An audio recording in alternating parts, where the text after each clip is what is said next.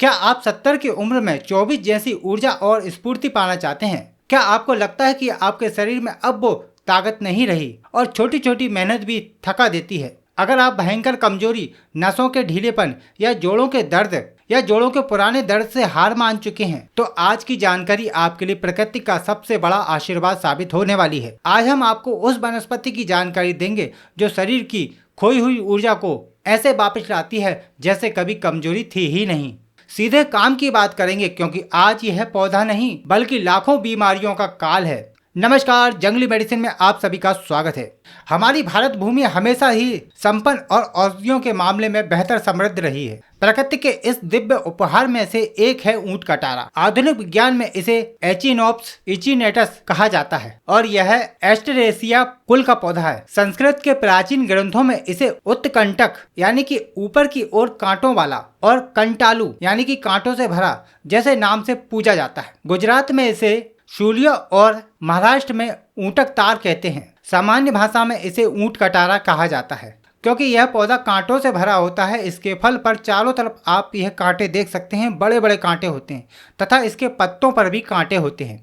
यह पौधा रेगिस्तान के सबसे मजबूत जीव यानी ऊंट का सबसे प्रिय भोजन है। जो ताकत ऊंट को मीलों चलने की क्षमता देती है, वही ताकत इस पौधे में छिपी है। यह पौधा अधिकतर गर्मियों में आपको खूब देखने को मिलेगा। इस पौधे की जड़ का उपयोग अधिकतर किया जाता है। अगर आप भावप्रकाश निघंटु जैसे महान ग्रंथों के पन्ने पलटेंगे तो महर्षियों ने इसके गुणों का बहुत ही सुंदर वर्णन किया है। स्वाद में इसका रस कटु यानी कि तीखा और तिक्त यानी कड़वा होता है। स्वभाव में यह लघु और रुक्ष यानी कि सूखा होता है, लेकिन इसकी तासीर बेहद उष्ण यानी गर्म होती है। पाचन के बाद इसका विपाक कटु यानी कि तीखा ही रहता है, लेकिन इसकी तासीर बेहद उष्ण है और इसका विपाक कटु है। अपने इन्हीं गर्म और तीखे गुणों के कारण यह हमारे शरीर में वायु और कफ के रोगों को जड़ से उखाड़ फेंकता है। चलिए अब जानते हैं इस औषधीय पौधे को अकेले कैसे इस्तेमाल करना है, यानी कि इसके एकल प्रयोग हम जानेंगे। इसका पहला और सबसे चमत्कारी प्रयोग है भयंकर शारीरिक कमजोरी और पौरुष शक्ति को बढ़ाने के लिए इसका उपयोग कैसे करना है। इसके लिए आपको ऊंट कटारा की ताजी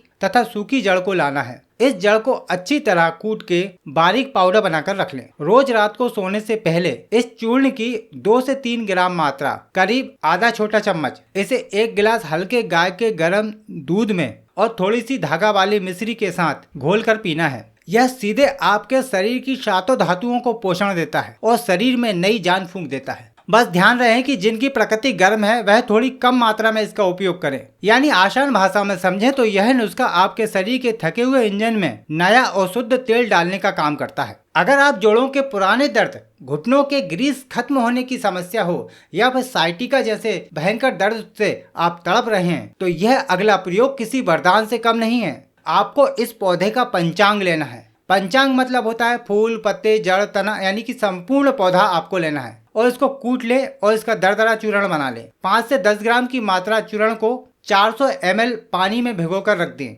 और 1 से 2 घंटे के बाद उसे धीमी आंच पर तब तक पकाएं जब तक कि पानी जलकर सिर्फ 100 ml न रह जाए। अब इस काढ़े को छान लें और सुबह शाम हल्का गर्म ही पिएं। यह गर्म तासीर का काढ़ा नसों में फंसी हुई दूषित वायु को बाहर निकालता है, जिससे दर्द की समस्या ठीक होने लगती है। कुछ दिन लगातार प्रयोग से आपकी समस्या हमेशा के लिए ठीक हो जाएगी। ध्यान रखें, गर्भवती महिलाओं को यह तीखा काढ़ा नहीं पिलाना चाहिए। सीधे शब्दों में कहें तो यह आपके जोड़ों में जमी हुई जकड़न को ऐसे पिघला देता है जैसे धूप में बर्फ पिघलती है। श्वास रोगों जैसे दमा, अस्थमा, पुरानी खांसी, इसके लिए भी यह एक अचूक प्रयोग मैं आपको बताने वाला हूँ। आपको ऊंट कटारा की जड़ का छाल का चूर्ण लेना है। मात्र 1 से 2 ग्राम यानी कि 1/4 चम्मच, इससे ज्यादा नहीं लेना है। उसको शहद में मिला लें और सुबह शाम उसको चाटें। यह प्रयोग कफ को पिघला देता है और छाती में जमे हुए पुराने से पुराने और चिपके हुए कफ को पिघलाकर मल के रास्ते बाहर निकाल देता है। यानी यह नुस्खा आपके फेफड़ों में झाड़ू लगाकर गंदगी साफ कर देता है, जिससे सांस लेने में एकदम हल्का और आसान हो जाता है। अब बात करते हैं कि इस दिव्य जड़ी बूटी को अन्य औषधियों के साथ मिलाकर बनाए जाने वाले 5 विशिष्ट योगों की, जो सीधे बीमारियों पर प्रभाव करते हैं। जो लोग उम्र से पहले ही बूढ़े नजर आने लगे हैं, उनके लिए यह महावीर वर्धक योग किसी संजीवनी से कम नहीं है। आपको ऊंट कटारा की जड़ का चूर्ण 50 ग्राम लेना है, अश्वगंधा चूर्ण 50 ग्राम, सफेद मूसली चूर्ण 50 ग्राम और धागा वाली मिश्री 150 ग्राम लेनी है। इन सभी को कूट पीस कर या इनका पाउडर लाकर सबको एक साथ मिक्स करके रख लें और रोज सुबह और शाम या फिर रात को सिर्फ एक बार ही इसकी 5 ग्राम मात्रा यानी कि पूरा 1 चम्मच गुनगुने दूध के साथ आपको सेवन करना है।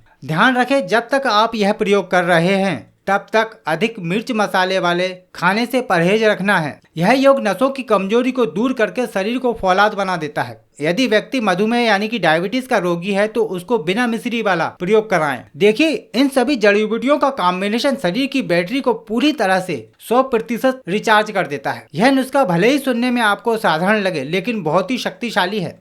पुरुषों में होने वाली पेशाब की जलन और प्रोस्टेट की सूजन जैसी खामोश बीमारियों के लिए भी एक बहुत ही बेहतरीन शास्त्रीय योग है। आपको ऊंट कटारा का पंचांग 20 ग्राम और 20 ग्राम गोखरू का पंचांग लेना है। इन दोनों को दरदरा कूट कर 400 मिलीलीटर पानी में तब तक उबालें जब तक 100 ml न बचे। अब इसे छान कर सुबह खाली पेट पिएं। इससे मूत्राशय की पूरी तरह सफाई हो जाती है। यदि छोटी मोटी पथरी है तो वह भी निकल जाती है। जिन्हें किडनी की गंभीर बीमारी है वो बिना वैद्य की सलाह के इसे ज्यादा उपयोग न करें। यह काढ़ा आपके यूरिनरी ट्रैक्ट को एक हाई प्रेशर पाइप की तरह अंदर से धोकर साफ कर देता है। अगले प्रयोग की बात करें तो जब शरीर में पुराना बुखार या विषम ज्वार जाने का नाम ही ना ले और हड्डियां टूटने लगे तो यह अगला योग बहुत काम का है। ऊंट कटारा की जड़ 10 ग्राम, गिलोय 10 ग्राम और तुलसी के 5 पत्ते लें। उन्हें 2 गिलास पानी में उबालें और जब आधा गिलास पानी बचे तो छान कर चाय की तरह घूंट घूंट करके पिएं। दवा के दौरान भोजन बिल्कुल हल्का और सुपाच्य रखें, जैसे मूंग की खिचड़ी की दाल। यह शरीर के सबसे गहरे ऊतकों में छुपे हुए बुखार को खींचकर पसीने के रास्ते बाहर निकाल देता है। यानी यह नुस्खा हड्डियों में घुसे हुए बुखार को खोज खोज कर शरीर से बाहर निकाल फेंकता है।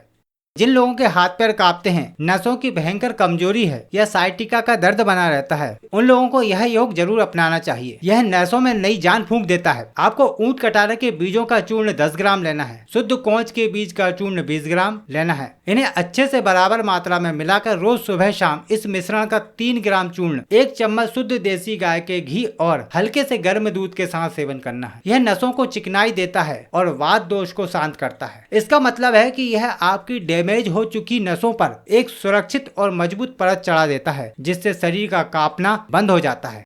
अंत में आपके दिल को मजबूत रखने यानी हृदय को बल देने के लिए भी इसका एक सरल उपाय मैं आपको बताने वाला हूँ। यह हृदय की धमनियों को मजबूती प्रदान कर देगा तथा हृदय संबंधी सभी समस्याएं भी दूर होने लगेंगी। ऊंट कटारा के पंचांग का चूर्ण 1 ग्राम और 3 ग्राम अर्जुन की छाल को रोज सुबह खाली पेट आपको इसका काढ़ा बनाकर लेना है। इसको 1 गिलास पानी में डाल दें और अच्छे से उबल जाने के बाद छान के ठंडा करके पी लें। यह छाती की जकड़न को दूर करता है, हृदय की मांसपेशियों को अभूतपूर्व ताकत देता है, जिसे आप अपने दिल के इंजन की रोजमर्रा की सर्विसिंग मान सकते हैं, जो धड़कनों को एकदम दुरुस्त कर देता है। देखिए, आधुनिक विज्ञान भी हमारे प्राचीन आयुर्वेद के इस ज्ञान के आगे सिर झुकाता है। आज की नई रिसर्च बताती है कि ऊंट कटारा में बेहद शक्तिशाली एल्कलाइड फ्लेवोनोसाइड पाए जाते हैं। यह एक बहुत ही मजबूत एंटीऑक्सीडेंट है जो शरीर में सूजन पैदा करने वाले तत्वों को रोकता है और लीवर की कोशिकाओं को नया जीवन देता है। यानी जो बात हमारे ऋषि मुनि हजारों साल पहले संस्कृत के श्लोकों में लिख चुके हैं, आज के वैज्ञानिक उसे अपनी लैब में साबित कर रहे हैं। मेरे प्रिय दर्शकों, आपके क्षेत्र में इस वनस्पति को किस नाम से पुकारा जाता है और आप इसका क्या प्रयोग करते हैं, मुझे कमेंट करके जरूर बताएं, क्योंकि आपका एक छोटा सा जवाब या कमेंट किसी बीमार व्यक्ति की मदद कर सकता है। आयुर्वेद के इस ज्ञान को घर घर पहुंचाने के लिए हमारे इस पवित्र मिशन से जुड़ने के लिए चैनल को सब्सक्राइब करें, वीडियो को लाइक करें और शेयर करें। अगर आपके आसपास यह जड़ी बूटी नहीं मिल रही है तो डिस्क्रिप्शन में दिए लिंक से आप इसे मंगा सकते हैं। एक बात हमेशा ध्यान रखें, हमारे पवित्र ग्रंथों और सदियों के अनुभव पर आधारित है, लेकिन हर इंसान के शरीर की प्रकृति अलग होती है। इसलिए किसी भी गंभीर बीमारी में कोई भी प्रयोग शुरू करने से पहले अपने आसपास किसी योग वैद्य से या नाड़ी वैद्य से परीक्षण जरूर कराएं, ताकि आपको सही उपचार मिल सके। अगली वीडियो आप किस बीमारी या जड़ी बूटी पर देखना चाहते हैं, हमें जरूर बताएं। आपके हर कमेंट को हम बहुत ध्यान से पढ़ते हैं। भले ही आपका रिप्लाई न कर पाएं, लेकिन आपकी राय हमारे लिए सबसे ऊपर है। स्वस्थ रहें, समृद्ध रहें। जय आयुर्वेद।